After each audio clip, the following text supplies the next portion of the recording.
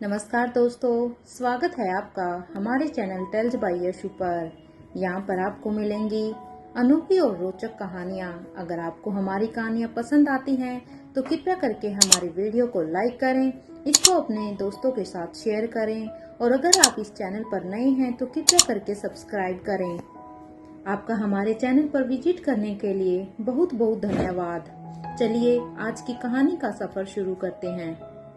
पिछले एपिसोड में हम सब ने सुना था कि यहाँ पर एनी और जॉन दोनों ही अभी यहाँ पर मारवा हाउस के सीक्रेट लैब में आ जाते हैं, जहाँ पर एक कमरे में पहले ही प्रीति अभी किसी शख्स को देख रही थी। वो यहाँ पर उसके उठने का ही इंतजार कर रही थी। तो इधर एनी और जॉन भी वहाँ पर अपनी बातें करते हुए आ जाते हैं, जहाँ एनी अब जॉन से कह रही थी कि गुलेरिया ग्रुप ऑफ कंपनी में किसी को तुम्हारे ऊपर शक तो नहीं हुआ ना कि तुम्हें सिद्धार्थ गुलेरिया के साथ रिप्लेस कर दिया है।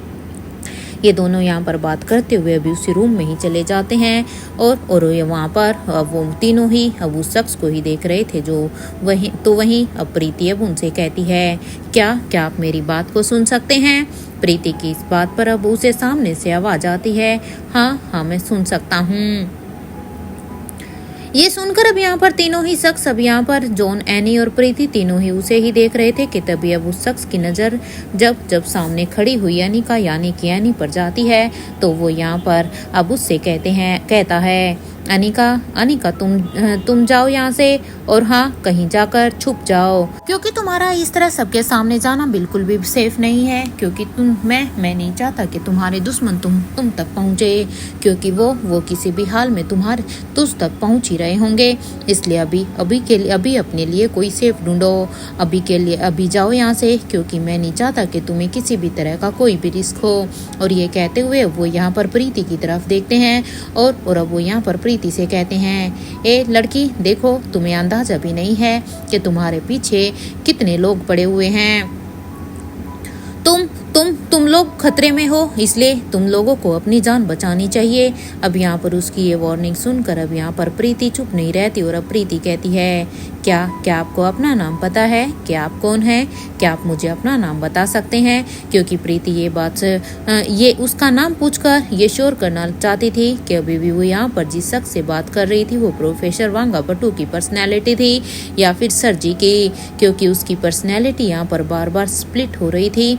इधर प्रीति की इस बात को सुनकर अब वो शख्स प्रीति को घूर कर देखने लगता है, मानो प्रीति ने उससे कोई गलत सवाल कर लिया हो। और कुछ देर उसे घूर कर देखने के बाद अब वो उससे कहता है, ए लड़की सुनो, मुझे ज़्यादा बोलने की आदत नहीं है। मैं बस लिमिट में ही बोलता हूँ। अगर तुम्हें मेरे बारे में कुछ भी जानना है ना तो ये मैं तुम्हें नहीं बताऊंगा, क्योंकि मेरी एकलौती स्टूडेंट है जो वो अनिका गुलेरिया है।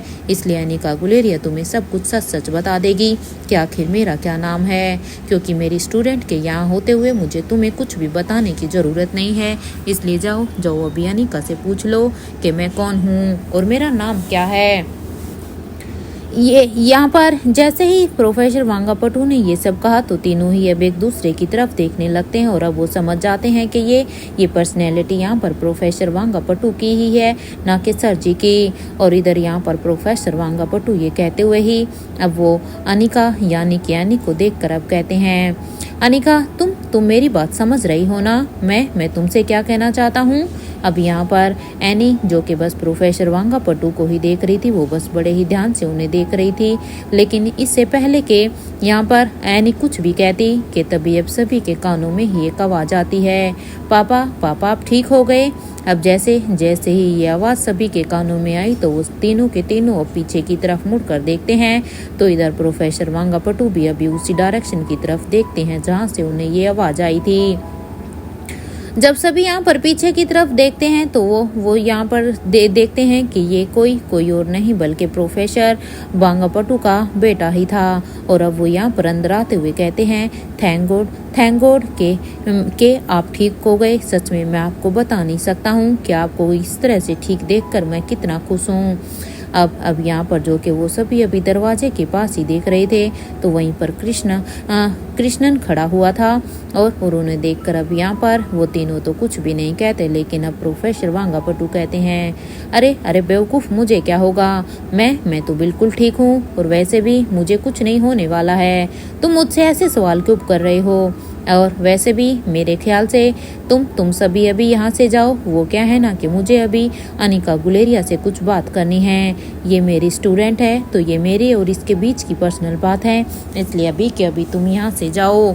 इधर प्रोफेसर वांगापटू ने जैसे ही ये कहा, ये सुनते ही अब यहाँ पर प्रीति, जॉन और एनी ये तीनों ही एक दूसरे की तरफ देखते हैं। तो अब यहाँ पर एनी प्रीति और जॉन को इशारा करती है कि वो दोनों यहाँ से जाए और साथ के साथ वो कृष्णन को भी यहाँ से लेकर जाए।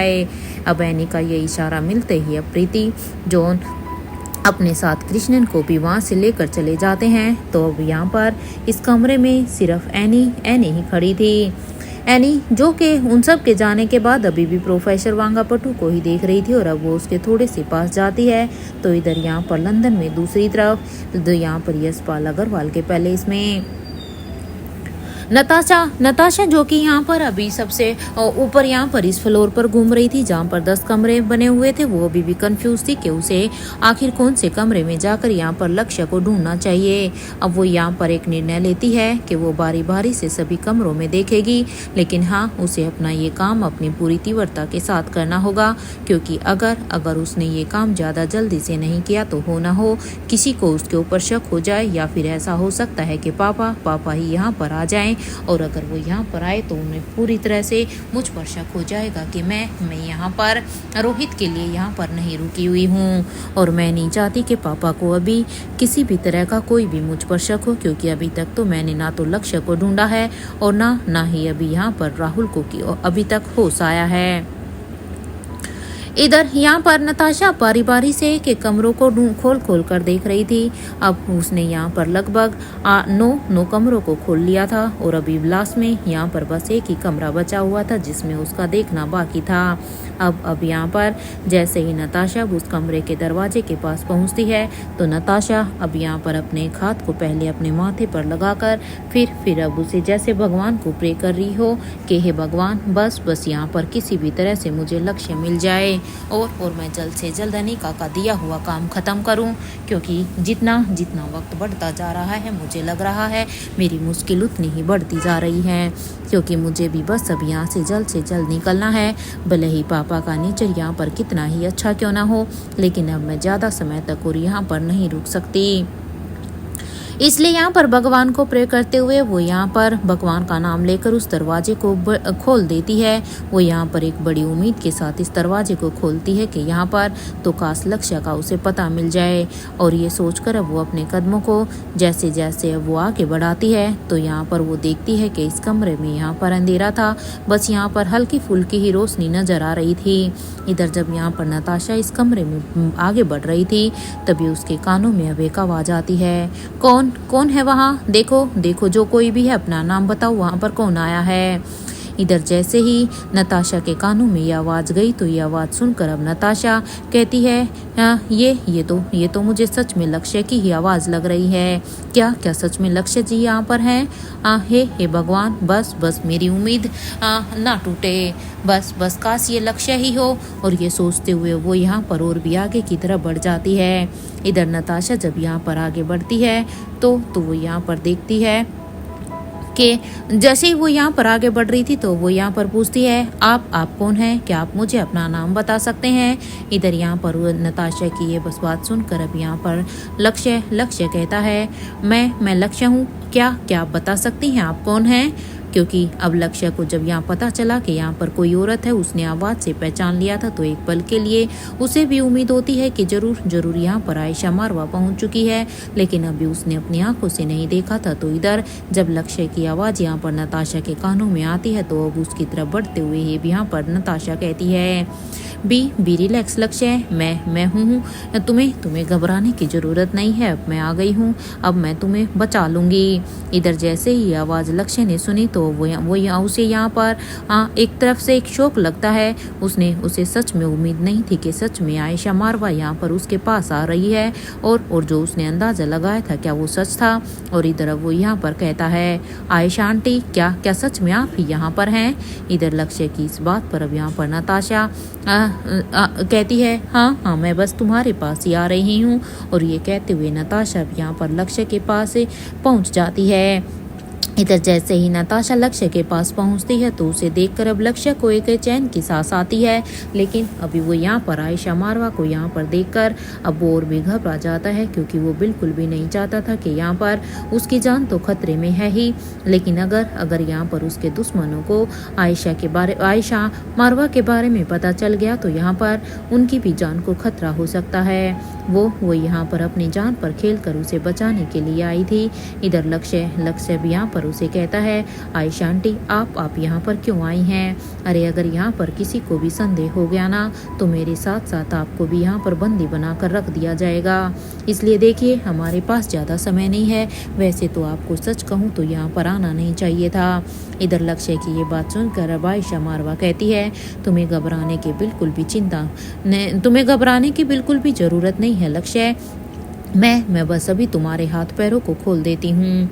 और इधर ये कहते हुए वो यहाँ पर आयशा मारवा लक्ष्य की तरफ जाकर अब उसके हाथ और पैरों को खोलने लगती है। हालांकि यहाँ पर क्योंकि लक्ष्य के हाथ और पैरों को काफ़ी टाइटली रस्सी से बांधा हुआ था, जो कि इतनी आसानी से नहीं खुल रही थी, लेकिन फाइनली अब यहाँ पर जब वो उसके हाथों को और पैरों को खोलती है तो भी यहाँ पर उसकी नोट अब ढीली होने लग जाती है। इधर जब आयशा मारवा यानी कि नताशा लक्ष्य की रस्सियों को खोल रही थी तो अब लक्ष्य कहता है, आंटी आप यहाँ पर क्या कर रही हैं। आपका यहाँ पर आना सेफ नहीं है, क्योंकि देखो, थैंक यू कि आप मुझे यहाँ पर बचाने के लिए आई हैं, लेकिन अगर मैं सच कहूँ तो मैं बिल्कुल भी नहीं चाहता कि आप अपने आप को खतरे में डालकर मुझे बचाएं। इधर लक्ष्य की ये बात सुनते ही अब नताशा कहती है, लक्ष्य तुम इस बात की चिंता बिल्कुल भी मत करो, मैं अपने आप को बचा लूँगी। और ये कहते हुए ही अब उसने यहाँ पर लक्ष्य की रस्सियों को खोल दिया था। और अब वो जैसे ही नताशा ने यहाँ पर लक्ष्य की रस्सियों को खोला तो अब क्योंकि लक्ष्य यहाँ पर काफ़ी समय से बंधा हुआ था तो वो उसे पकड़कर उसे खड़ा करने की कोशिश करती है।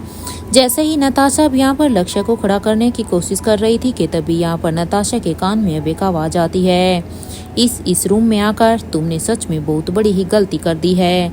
इधर जैसे ये आवाज़ जब यहाँ पर नताशा के कान में आई तो नताशा की सांसें एक पल के लिए तो ऊपर नीचे होने लगी थी कि कहीं सच में उसके पापा तो यहाँ पर नहीं आ गए। लेकिन जब वो यहाँ पर इस आवाज़ पर गौर देती है तो उसे पता चलता है ये आवाज़ उसके पापा की तो बिल्कुल भी नहीं है। लेकिन हाँ, अभी वो ये ज़रूर सोचती है कि अब शायद उसे किसी ने यहाँ पर उसे देख लिया है, अब वो इस सिचुएशन को कैसे हैंडल करेगी। इधर ये सब सोचते हुए अब यहाँ पर नताशा अब जब उस आवाज़ की दिशा में देखती है तो जो चेहरा अभी उसके सामने था उसे देखकर तो नताशा को मानो एकदम 440 वोट का एक झटका लगता है, क्योंकि जो चेहरा अभी नताशा ने यहाँ पर अपने सामने देखा वो चेहरा तो दुनिया की नज़रों में मर चुका था। इसलिए अब सहसा ही नताशा के मुंह से अब अचानक से निकलता है, प्रत्युष दीवान, तुम जिंदा हो और तुम यहाँ पर। इधर यहाँ पर नताशा ने जैसे ही ये सब कहा था तो उसकी इस बात को सुनकर अब इससे पहले कि प्रत्युष कुछ भी कहता कि तभी अब लक्ष्य कहता है, आंटी आप गलत समझ रही हैं, ये हमारे फैमिली मेंबर नहीं हैं, ये वो प्रत्युष दीवान नहीं है जिसकी मल्होत्रा हाउस में शीला से शादी हुई थी, बल्कि ये हमारे दुश्मन हैं। इसे आप अपनी फैमिली मेंबर समझने की कोशिश मत करना, नहीं तो ये आपके साथ भी धोखा कर सकते हैं। ये हमारे दुश्मन हैं। और यहाँ पर लक्ष्य की ये बात सुनते ही नताशा ने अब अपने दोनों ही हाथों की मुट्ठियों को भींच लिया था, क्योंकि लक्ष्य के मुंह से जैसे ही वो सुनती है कि ये हमारे दुश्मनों के साथ मिले हुए हैं तो नताशा को यहाँ पर बहुत ही गुस्सा आता है। हालांकि वो प्रत्यूष के बारे में जानती थी कि वो उसी यानी कि यशपाल अग्रवाल का बेटा है, लेकिन वो सच में उसके दुश्मनों के साथ मिला है, यह आयशा ने नहीं सोचा था। और इसलिए अब अपनी मुट्ठियों को बीसते हुए अब यहाँ पर वो गुस्से में बस प्रत्यूष की तरफ ही देख रही थी। उसकी आंखों में गुस्सा यहाँ पर साफ साफ दिखाई दे रहा था, मानो आयशा यानी कि नताशा प्रत्यूष को अपनी आंखों की इस आग में ही जला देगी। इधर नताशा को इस तरह से अपनी तरफ गुस्से में घूरता हुआ देखकर अब यहाँ पर प्रत्यूष को समझते हुए बिल्कुल भी समय नहीं लगता, क्योंकि प्रत्यूष भी यहाँ पर आयशा के बारे में ये बात जानता था, जैसे सभी जानते थे कि आयशा को बचपन से ही स्प्लिट पर्सनैलिटी की बीमारी है। इसलिए जैसे ही वो नताशा को यानी कि आयशा को इस तरह से गुस्से में देखता है तो उसे लगता है कि सच में अब उसकी पर्सनैलिटी फिर से चेंज हो गई, क्योंकि थोड़ी देर पहले तो वो यहाँ पर आयशा मारवा की पर्सनैलिटी में थी। इसलिए प्रत्यूष कहता है, लगता है आयशा तुम्हारी बचपन की स्प्लिट पर्सनैलिटी की बीमारी अभी तक ठीक नहीं हुई है। अरे बचपन से लेकर तुम बुढ़ी हो गई हो, लेकिन तुम्हारी बीमारी का इलाज अभी तक किसी के पास भी नहीं है। सच कहूँ ना आयशा, मुझे तुम्हारे लिए बहुत ही बुरा लग रहा है। अरे तुम्हारे साथ सच में कितना बुरा हुआ है ना। अरे जिसकी बहू खुद वर्ल्ड की बेस्ट न्यूरो सर्जन है, यानी कि डॉक्टर अमृता, अरे जिसने क्रिस्टोफर तक की स्प्लिट पर्सनैलिटी को ठीक कर दिया था, वो अपनी ही मदर इन लॉ को ठीक नहीं कर पा रही है। अफसोस की बात है ना आयशा कि अनिका तुम्हारे लिए कुछ भी नहीं कर पा रही, और तुम अपनी स्प्लिट पर्सनैलिटी में कितनी परेशान हो। इधर यहाँ पर प्रत्यूष ने जैसे ही ये कहा, ये सुनते ही अब नताशा लक्ष्य को सबसे पहले तो अपने पीछे कर लेती है, क्योंकि लक्ष्य को उसने खड़ा तो कर लिया था, क्योंकि नताशा जानती थी कि प्रत्यूष जैसे और बिना जाने कितने ही आदमियों के लिए नताशा ही काफ़ी है, क्योंकि नताशा खुद एक अच्छी फाइटर थी। इसलिए नताशा नहीं चाहती थी कि यहाँ पर जब वो प्रत्यूष के ऊपर अपना वार करेगी तो उसमें लक्ष्य को किसी भी तरह का कोई भी जोखिम हो। इसलिए वो उसे सेव करते हुए सबसे पहले उसे अपने पीछे खड़ा करती है, और सीधे ही प्रत्यूष यहाँ पर लक्ष्य को पीछे करते हुए अब वो प्रत्यूष की तरफ आगे बढ़ती है, और वो प्रत्यूष के मुंह पर एक जोरदार पंच मारने ही वाली थी। इससे पहले कि यहाँ पर नताशा का ये पंच प्रत्यूष के चेहरे पर लगता कि तभी प्रत्यूष दीवान ने एक अच्छा और तेज डिफेंड करते हुए अपने आप को बचा लिया था, क्योंकि नताशा का ये पंच अभी प्रत्यूष को लग भी नहीं पाया था। और अब अपने आप को बचाते हुए भी यहाँ पर प्रत्यूष कहता है, लगता है आयशा तुम्हें बचपन की फाइट को अभी पूरा करना है। बचपन में जो फाइट हमारी रह गई थी वो चलो आज ही पूरी कर लेते हैं। तुम्हारे ये मन की मुराद मैं पूरी कर देता हूँ, कहीं बाद में तुम्हें इसके बारे में अफसोस ना हो। वैसे भी आज सच कहूँ तो ये बहुत ही अच्छा मौका है, आज मैं तुम्हें बिल्कुल भी नहीं छोड़ने वाला हूँ। चलो अब अपनी पोजीशन ले लो। इधर यहाँ पर ये सुनते ही यहाँ पर नताशा कहती है, तुम्हें बहुत शौक है ना प्रत्यूष अपनी मौत का नाटक करने का। तुमने सच कहूँ तो दुनिया वालों के सामने यही नाटक किया है ना कि तुम्हारी मौत हो गई है। चलो तुम्हारे इस शौक को, इस मौत के नाटक को मैं पूरा कर देती हूँ। अब तुम देखो तुम्हारे उस नाटक को मैं कैसे सच बनाती हूँ, क्योंकि लोगों को तो पहले ही यकीन हो चुका है कि तुम्हारी मौत हो चुकी है, तो अब बस उसे हकीकत देना बाकी है। नताशा की इस बात को सुनकर अब यहाँ पर प्रत्यूष दीवान को बहुत ही गुस्सा आता है कि वो यहाँ पर किस गुस्ताखी के साथ उससे बात कर रही है। इधर अब प्रत्यूष दीवान अब यहाँ पर आयशा को कहते हैं, आज तो तुम भी मेरे हाथों से बचने वाली नहीं हो आयशा। अब तक तो मैं तुम्हें इसलिए छोड़ देता था कि तुम मेरी बुआ की बेटी हो आयशा, और साथ के साथ मेरी बहन भी। बस एक किसी रिश्ते के लिहाज से मैंने तुम्हें बचपन से लेकर आज तक मैं तुझे छोड़ता आया हूँ, लेकिन अब नहीं। अब मैं यहाँ पर वो सारे ही रिश्तों के लिहाज भूल जाऊँगा। अब मैं ये भूल जाऊँगा कि तुम मेरी बुआ की बेटी हो और मेरी बहन आयशा हो। अब यहाँ पर प्रत्यूष ने अभी ये कहा ही था, क्योंकि प्रत्यूष अब यहाँ पर क्योंकि आयशा लक्ष्य को यहाँ पर छुड़ा रही थी, तो जो उसे बर्दाश्त नहीं हुआ तो वो यहाँ पर आयशा को बिल्कुल छोड़ने ही नहीं वाला था। उसने अभी ये कहा ही था कि तभी उसी वक्त तक अब यहाँ पर एक जोर का थप्पड़ अभी प्रत्यूष के गाल पर आकर पड़ता है। ये थप्पड़ इतनी जोर का था कि उस थप्पड़ की गूंज जब यहाँ पर उस पूरे के पूरे रूम में ही सुनाई देती है। इधर इधर इस थप्पड़ की गूंज को सुनकर, इस आवाज को सुनकर अब नताशा और लक्ष्य भी पूरी तरह से हैरान हो जाते हैं कि आखिर अचानक से ये हुआ तो हुआ क्या। और क्योंकि उन्हें बस ये थप्पड़ ही की ही आवाज़ सुनाई दी थी। और जब वो यहाँ पर सामने देखते हैं तो उनके सामने यहाँ पर कोई और नहीं बल्कि खुद यशपाल अग्रवाल खड़े थे।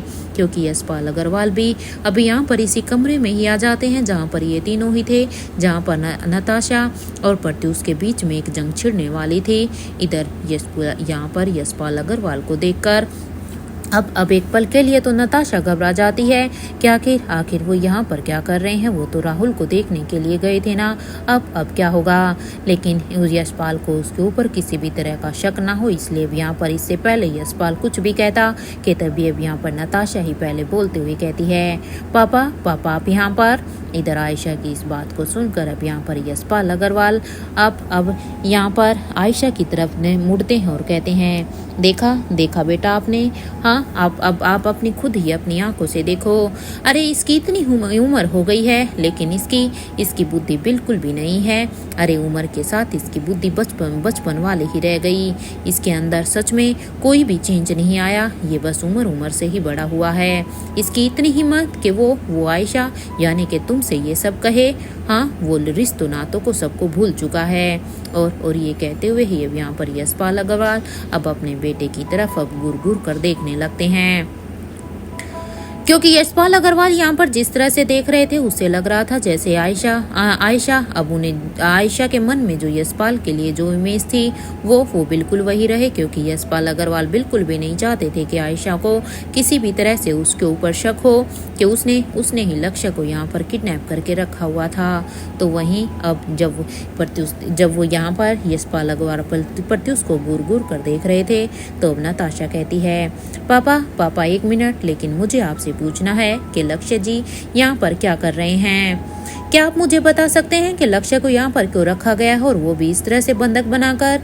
इधर अब यहाँ पर यशपाल अग्रवाल को जिस चीज का डर था सच में आयशा ने यानी कि नताशा ने वही सवाल ही पूछ लिया।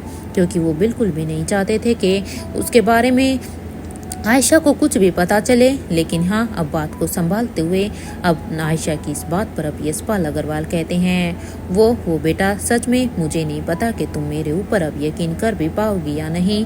क्योंकि वो क्या किसी ने सच कहा है, यकीन को बनाने में सालों लग जाते हैं, लेकिन उस यकीन को तोड़ने के लिए कुछ पल ही काफी हैं। तो बस मैं यही कहूँगा कि आज मेरा वही समय है।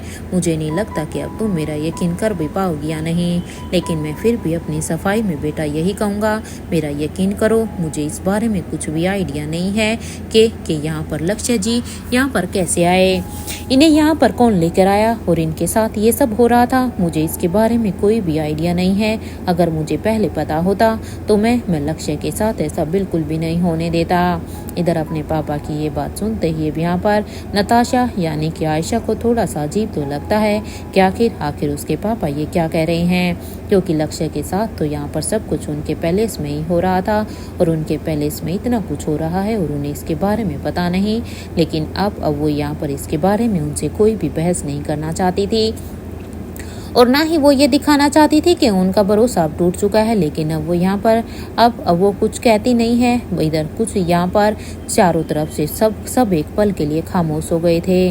लेकिन कुछ देर तक अब खामोश रहने के बाद जब यहाँ पर ना प्रत्युष कुछ कहता है ना ही यहाँ पर यशपाल अग्रवाल कुछ कहता है और लक्ष्य तो बस यहाँ पर हो रही इस तमाशे को ही खड़ा होकर देख रहा था। तो अब यहाँ पर इस खामोशी को तोड़ते हुए अब नताशा फिर से कहती है, पापा वो क्या है ना कि अब मेरे ख्याल से मुझे यहाँ से जाना चाहिए। अब मेरा यहाँ पर रहना ठीक नहीं है। और ये कहते हुए वो यहाँ पर अब प्रत्युष की तरफ देखती है। मानो वो यहाँ पर साफ प्रत्युष को वार्निंग दे रही थी कि अगर वो यहाँ पर रही तो वो अपने हाथों से प्रत्युष को जिंदा नहीं छोड़ेगी। इधर यहाँ पर जिस तरह से आयशा प्रत्युष की तरफ देख रही थी तो प्रत्युष और यशपाल अग्रवाल ये दोनों भी अच्छी तरह से समझ रहे थे कि आखिर आयशा भी ये सब क्यों कह रही हैं। लेकिन वो अब यहाँ पर आयशा की बात को पूरी तरह से सुनना चाहते थे, इसलिए वो यहाँ पर कुछ नहीं कहते। तो इधर अब आयशा अपनी बात को आगे बढ़ाते हुए ही कहती है, वो क्या है ना कि मैं काफ़ी वक्त से यहीं पर ही हूँ और आप खुद ही देख तो रहे हैं कि रोहित की हेल्थ में यहाँ रहने के बाद भी कोई सुधार नहीं आया है। हालांकि जब मैं मारवा हाउस से यहाँ पर आई थी तो मुझे लगा था कि शायद यहाँ पर आने के बाद उसकी हेल्थ में कुछ सुधार होगा, लेकिन आप खुद ही देखिए रोहित अभी भी वैसी ही कंडीशन में है। इसलिए मैं सोच रही हूँ मुझे भी यहाँ से रोहित को लेकर चले जाना चाहिए। इधर आयशा की ये बात सुनते ही प्रत्युष कहता है तुम अब यहाँ से कहीं भी नहीं जा सकती हो।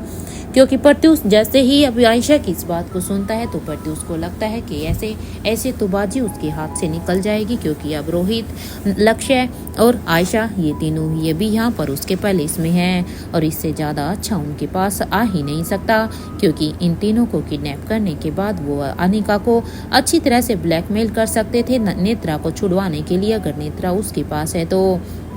लेकिन अब इसलिए वो यहाँ पर सीधे सीधे कहता है कि तुम अब यहाँ से कहीं नहीं जा सकती हो।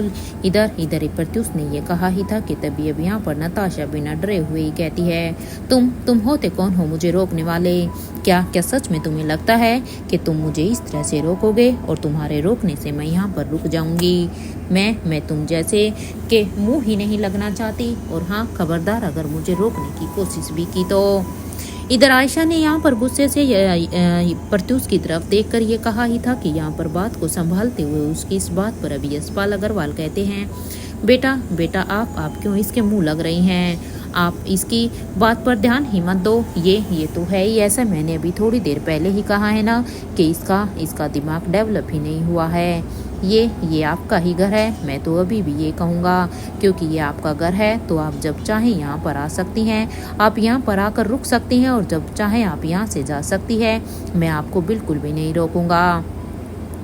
क्योंकि यहाँ पर यशपाल अग्रवाल बिल्कुल भी नहीं चाहते थे कि आयशा को उसके ऊपर थोड़ा सा भी शक हो, क्योंकि अगर यहाँ पर आयशा को उसके ऊपर थोड़ा सा भी शक हुआ तो वो जो बाजी यहाँ पर चलने की सोच रहे थे वो पूरी तरह से निरर्थक हो जाएगी। इधर यहाँ पर यशपाल अग्रवाल की इस बात पर अब नताशा कहती है नहीं पापा, मैं आपकी बात से एग्री करती हूँ, मैं मानती हूँ ये मेरा ही घर है, लेकिन मैंने अभी बहुत ही इंतजार कर लिया है, क्योंकि रोहित के अंदर मुझे अभी भी कोई भी इम्प्रूवमेंट नहीं लग रहा है। अब मैं और इंतजार यहाँ पर नहीं कर सकती। इधर आयशा की ये बात सुनते ही यशपाल अग्रवाल कहते हैं तो बेटा ठीक है, फिर अगर आप यहाँ से जाना चाहती हैं तो क्या आप यहाँ से इंडिया में क्या आप मारवा हाउस में जाएंगी या कहीं और जाएंगी? इधर यहाँ पर यशपाल अग्रवाल की इस बात को सुनकर अब नताशा कहती है नहीं पापा, मैं भी मारवा हाउस नहीं जाऊंगी, बल्कि मैं भी यहाँ से सीधा का सीधा फ्रांस जाना चाहती हूँ। आयशा की ये बात सुनते ही यशपाल अग्रवाल कहते हैं ठीक है फिर बेटा, तुम्हें जो अच्छा लगे तुम वो करो। वैसे मैंने ना तो कभी तुम्हें पहले फोर्स किया था अपनी किसी भी बात को मनवाने के लिए, और ना ही मैंने कभी तुम्हें फोर्स किया था और ना ही तुम्हारी माँ को। लेकिन हाँ बेटा, एक बात याद रखना कि मेरा जो कुछ भी है वो आपका और रोहित का ही है। जब भी तुम्हें कभी भी जरूरत हो या कभी तुम्हारा मन करे तो तुम यहाँ पर बेझिझक होकर आ सकती हो। तुम्हें यहाँ पर किसी भी तरह की कोई भी रोक टोक नहीं होगी। प्रत्युष दीवान यहाँ पर इस तरह से प्रिटेंड करते हैं जैसे सच में वो आयशा मारवा को बहुत ही ज़्यादा अपनी बेटी बहुत ही प्यार करते हैं। इधर ये सुनते ही यहाँ पर नताशा कहती है thank you so much for that, but अभी आप डॉक्टर को बुला लीजिए।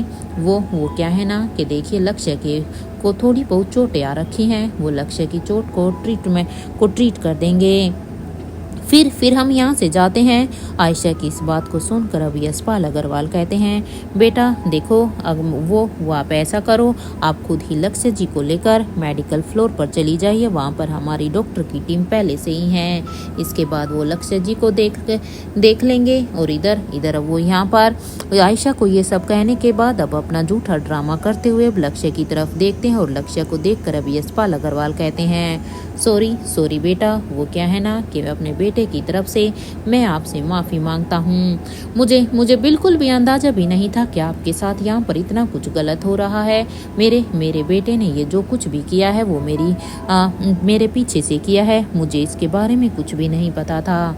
इधर भी यहाँ पर यशपाल अग्रवाल की ये बात सुनते ही अब लक्ष्य कहता है, जी कोई बात नहीं, एनीवे मैं ठीक हूँ, मुझे कुछ भी नहीं हुआ है। और ये कहते हुए यहाँ पर लक्ष्य अब नताशा के साथ अब उस रूम से बाहर की तरफ जाने लगता है, क्योंकि लक्ष्य भी यहाँ पर सिचुएशन को समझ रहा था और हर हाल में लक्ष्य भी बस यहाँ से किसी भी तरीके से बाहर निकलना चाहता था। और जैसे ही वो दोनों वहाँ से बाहर निकलकर मेडिकल फ्लोर की तरफ जाते हैं तो यहाँ पर अब उन दोनों के जाने के बाद अब यशपाल अग्रवाल अब अपने बेटे को ही घूर कर देखने लगते हैं। और अब वहाँ यहाँ पर कुछ देर के लिए तो वो उसे गुस्से में देखते हैं, लेकिन अब जब वो देखते हैं कि पट्टी उसके चेहरे पर अपने किए हुए काम का किसी भी तरह का कोई भी गिल्ट नहीं था, तो उनका गुस्सा और भी बढ़ जाता और वो अब उसे बिना कुछ बोलने का मौका दिए हुए अब वो एक बार फिर से उसके चेहरे पर एक जोर का थप्पड़ मार देते हैं। इधर जैसे ही उसके चेहरे पर ये थप्पड़ पड़ता है तो प्रत्युष दीवान अपने चेहरे पर अपना हाथ रख लेते हैं।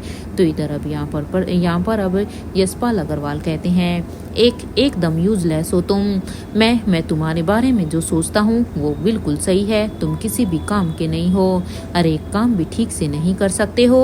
अब मेरी शक्ल क्या देख रहे हो? जाओ यहाँ से और हाँ, नेत्रा को ढूंढो।